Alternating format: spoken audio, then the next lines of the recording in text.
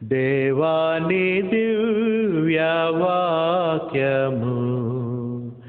ఏవేగా మాకు దొరికెను.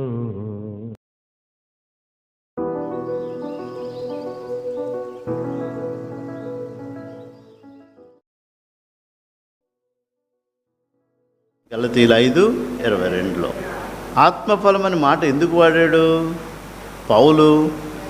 నీలో ఆత్మ పరిశుద్ధాత్మ నివసింప చేస్తుంది కాబట్టి ఏ క్షణాన్నైతే పరిశుద్ధాత్ముడు యేసుక్రీస్తును రక్షకుడిగా అంగీకరించావో నీవు ఆ రక్షణ అనుభవంలోకి వచ్చినటువంటి నీకు ఆత్మఫలం ఏమనగా 5:22 ఒకసారి చదవండి.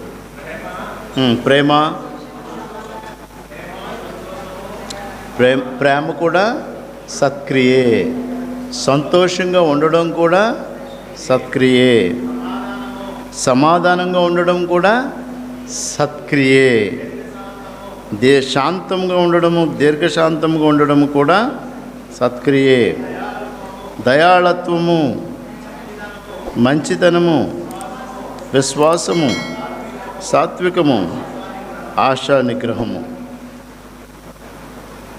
అసలు మన ఆశలకి హద్దులు ఉంటాయండి?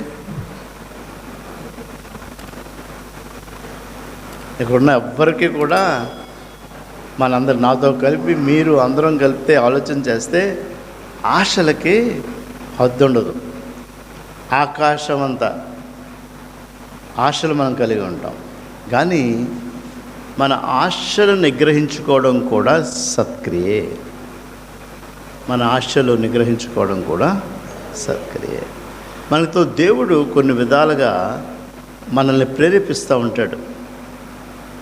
ఆ ప్రేరణని ఇది దేవుని ఆత్మ సంబంధమైన ప్రేరణ లేక దెయ్యాలకు కూడా విశ్వాసం ఉంది, మర్చిపోవద్దు.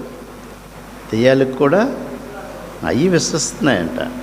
సో దెయ్యాలు విశ్వసించి మనల్ని ఒక రకమైన విశ్వాసంలోకి నడపాలని ప్రయత్నం చేసి, అందుకే వాళ్ళు చేసేవన్నీ చెడ్డే, కానీ ఏమంటారు, నేను చేసేవన్నీ రైటే, నేను చేస్తున్నవన్నీ. వాళ్ళ వాదం అయితే మనం వాదించలేం, వాళ్ళతో అయితే మనం వాదన విడిచిపెట్టడం మంచిది. వాదన విడిచిపెట్టడం కూడా సత్క్రియ.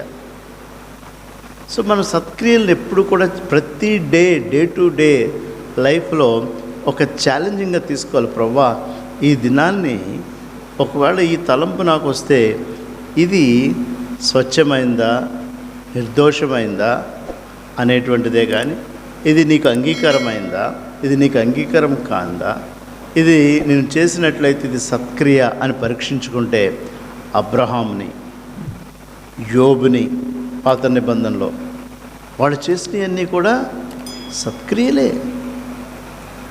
దావీదుని సత్క్రియే. దావీదు కుమారుడైన సౌలు ద్వారా దేవుడు గొప్ప కార్యాలు చేశాడు.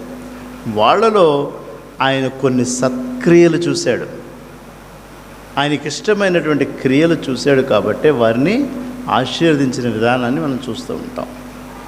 ఇవి మనం గమనించుకుని క్రీస్తుని అంగీకరించి పౌలు మనకు తెలియచేస్తున్నటువంటి విషయాన్ని మనం గమనించినప్పుడు ఈ సత్క్రియ సందర్భము ఏ సందర్భానుసారంగా కానీ ఏ సమయంగా మనం చేయాలి అంటే, నువ్వు బాప్తీసం తీసుకుని యేసుక్రీస్తుని రక్షకుడిగా అంగీకరించిన తర్వాత చేసే సత్క్రియల్ని ఆయన చూస్తూ ఉంటాడు.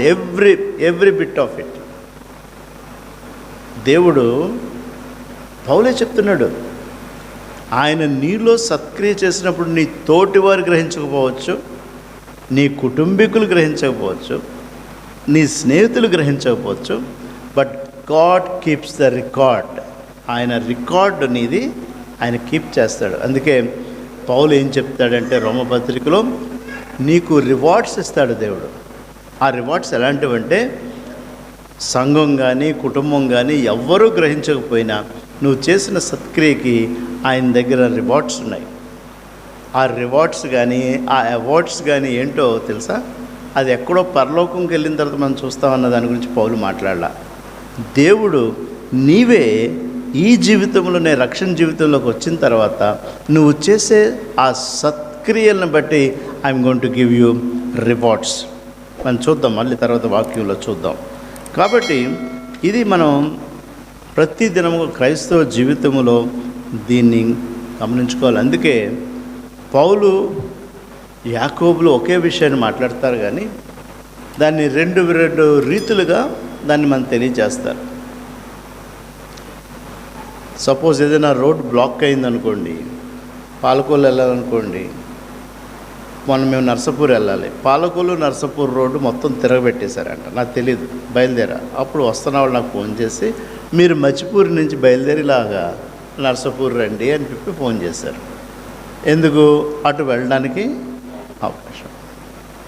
అలాగే పౌలు మాట్లాడుతున్నటువంటి ఆడియన్స్కి ఏం చెప్పాడంటే, మీరు విశ్వాసము వలననే అన్నాడు. విశ్వాసం ఉంటేనే మీ నీతి క్రియలకి ఫలితం.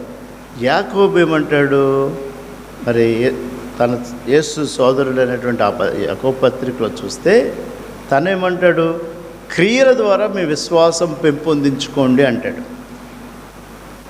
Either it is a faith or works or faith. Working for the faith, రెండు కూడా వర్కింగ్ ఫర్ ది ఫెయిత్. కాబట్టి రెండు వేరు వేరు రీతుల్లో తనేం చెప్తాడంటే, మీరు దేవుణ్ణి అంగీకరించేస్తే మీరు క్రియలు చేయడం వల్ల మీ విశ్వాసం ఇంకా అధికమవుతుందని చెప్పాడు. పౌలు ఏం చెప్పాడంటే, మీరు చేసిన తర్వాత మీకు వాటి యొక్క ఫలితం మీరు విశ్వాసం ద్వారా చేస్తేనే దానికి ఫలితం మీరు చూస్తారు అని చెప్తారు. ఇవి మనం రోమపత్రికలో చూస్తాము, యాకోబు పత్రికలో చూస్తాము, మరి ఎఫెసీ పత్రిక 2వ అధ్యాయంలో కూడా ఈ విషయాన్ని చూస్తాం. 2వ అధ్యాయము 8-9 వచనాలు, ఎఫెసీలకు రాసిన పత్రిక. మీరు విశ్వాసము కృపచేతనే. కాబట్టి మనము విశ్వాసం ఉండి మనం రక్షణలోకి రావడానికి గల కారణం ఏంటంటే, యేసుక్రీస్తు యొక్క కృప. గ్రేస్ ఎలోన్, ఫెయిత్ ఎలోన్ అంటున్నాడు. ఎవరు? ఇది పౌలు గారు. గ్రేస్ ఎలోన్, కృప ద్వారానే మీరు రక్షింపబడ్డారు, మీ కార్యాల వల్ల మీ క్రియల వల్ల కాదు. కృప ద్వారా రక్షింపబడ్డారు కాబట్టి క్రియలు చేయండి అన్నాడు పౌలు.